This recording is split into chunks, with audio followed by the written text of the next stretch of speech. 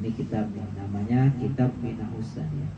Awalul wasiyati, adapun awal daripada wasiat Al-Imam Ishaq Ibrahim Al-Masbuli kepada beliau Imam Asy-Sya'rani, alaika ayyuhal akh bil istiqamati fit taubah.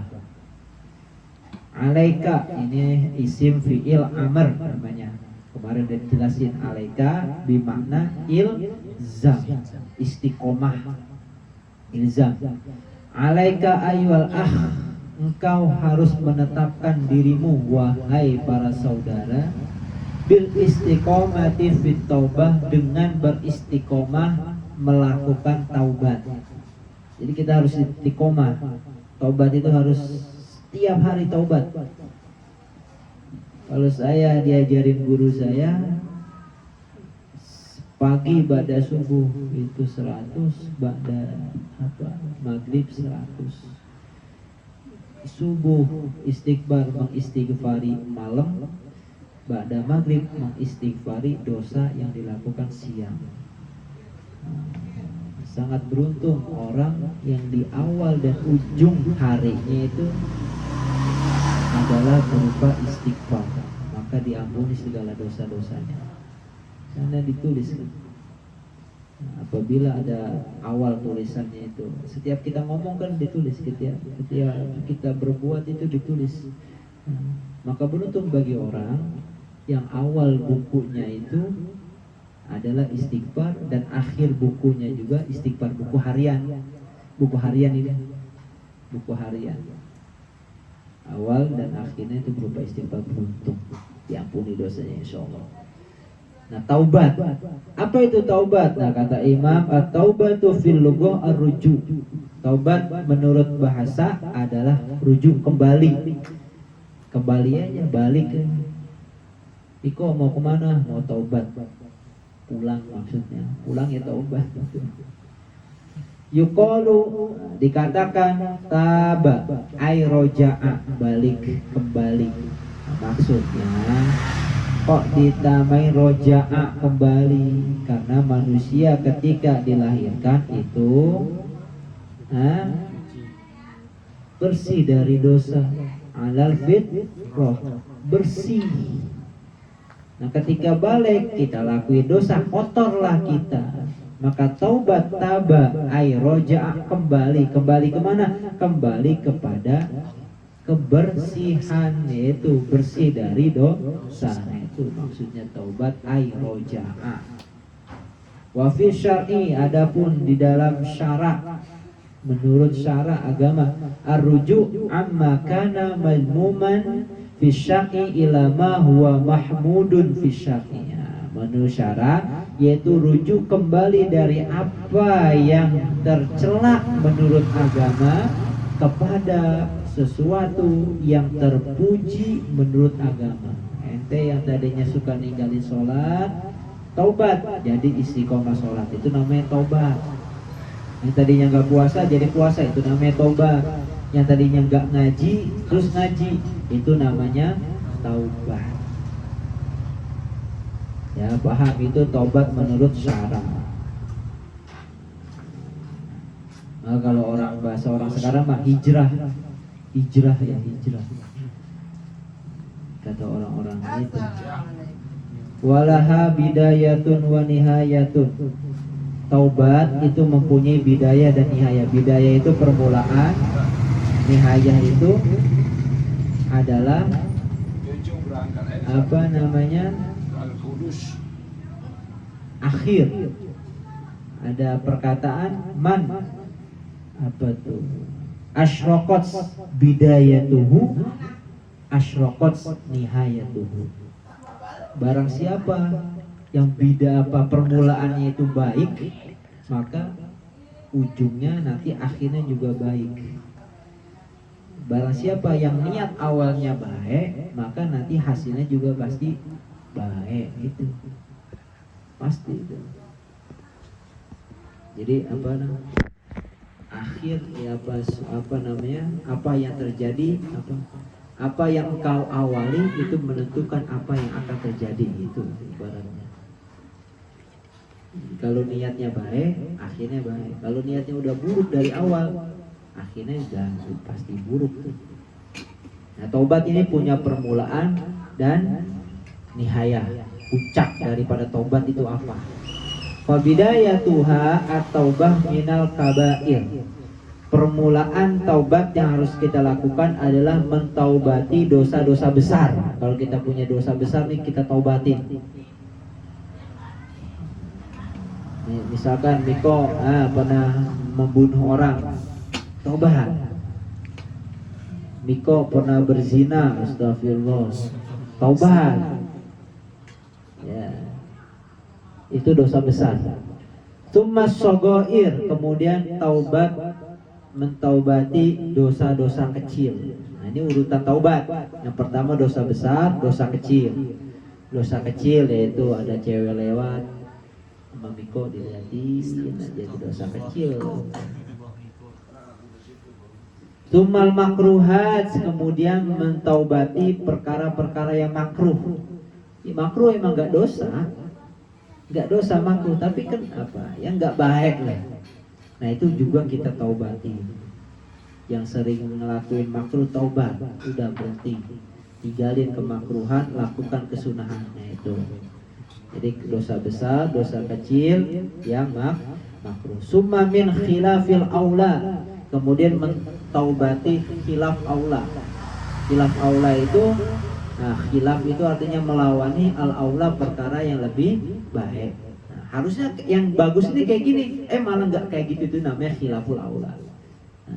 Itu di bawah makruh. Jadi tingkatannya dosa besar, dosa kecil, makruh, khilaful aula. Kalau khilaful aula sama makruh ini nggak dosa, tapi ya makruh itu dibenci. Khilaful aula yang kurang baik, misalkan khilaful aula. Kalau makruh udah jelas, makruh lawannya sunnah. Tapi khilaful aula ya kurang utama aja, kurang baik gitu loh. Contoh misalkan, apa contohnya ya? Apa contohnya? Miko misalkan makan sendiri. Iya. Melawani sunnah. Khilaful aula itu melawan sunnah, tapi nggak ada hadis makruhan, nggak ada keterangan makruh gitu. Khilaful aula itu. Khilaful aula. Nggak ada keterangan makruh. Nah, itu namanya khilaful aula. Banyak contohnya, kalau lagi begini lupa tuh. Nah, itu di bawah makruh ada khilaful aula. Summa min ru'yatihi al hasanat, kemudian mentaubati dari melihatnya kita al hasanat akan kebagusan. Maksudnya membilang bahwa diri kita ini bagus, itu dosa, harus ditaubatin itu. Misalkan kita kita di kelas paling pintar, di sini gue yang paling baik, apa yang paling bagus gitu. Misalkan di kelas dia paling paling merasa paling pintar, merasa paling rajin, merasa paling aktif, merasa paling baik lah. Itu juga harus ditaubatin kayak gitu. Itu namanya sifat ujub, sifat hati, merasa bangga diri. Contoh, Niko sholat tahajud jam 2 malam, gak ada yang tahu. Tapi setelah dia doa, di dalam hatinya ngomong, aduh kayaknya di kampung ini cuma gua doang yang sholat tahajud. Berarti gua yang paling bagus, berarti gua yang paling soleh. Itu harus ditaubatin, gak boleh gitu. Itu namanya sifat ujub. Itu ditaubatin itu. Tsumma min ru'yatihi annahu soro ma'dudan min fuqara'iz zaman.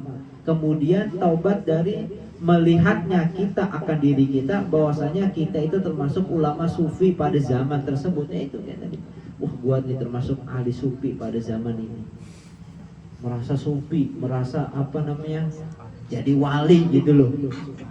Merasa jadi dia paling tasawuf gitu. Padahal enggak kenyataannya.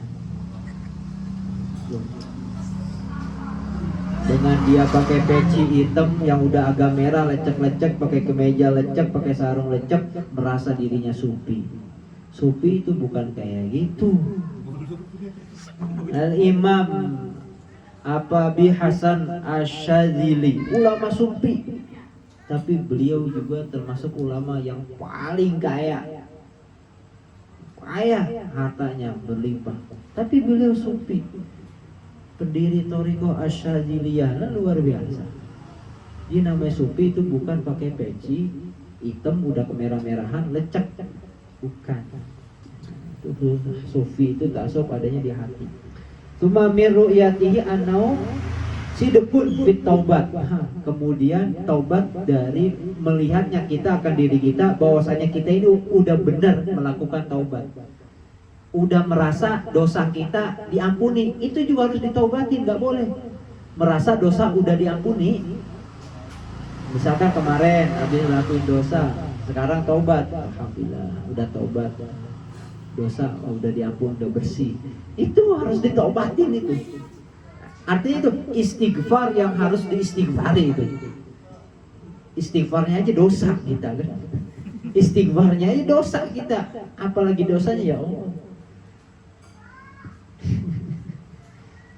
Ini beliau ini kalau kita nanti udah masuk ke ranah thariqah harus diamali. Summa min kulli khatirin yakhturu lahu fi ghairi mardatillahi ta'ala. Kemudian taubat dari setiap perkara yang yang ada di benak hati kita, kretek hati kita, tapi kreteknya ini bukan selain daripada ridho Allah Subhanahu wa taala. Maksudnya kayak gini, seuzon sama orang itu loh maksudnya. Kretek di hati, wah dia seuzon sama orang, seuzon ya, wah ini kok rajin sholawatan, paling itu suaranya biar didengar sama ceweknya tuh yang lagi dia demenin. Itu seuzon, dosa, harus ditaubatin.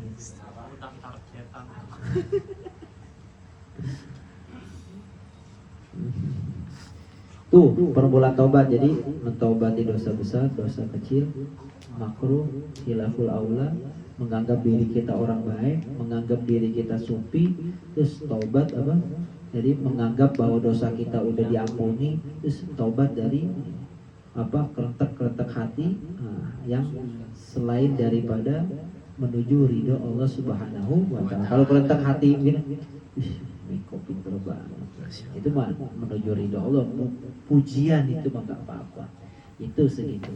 Wa man nihayatu fa taubah kullama ghafala an syuri rabbi ta'ala tarfatu ain.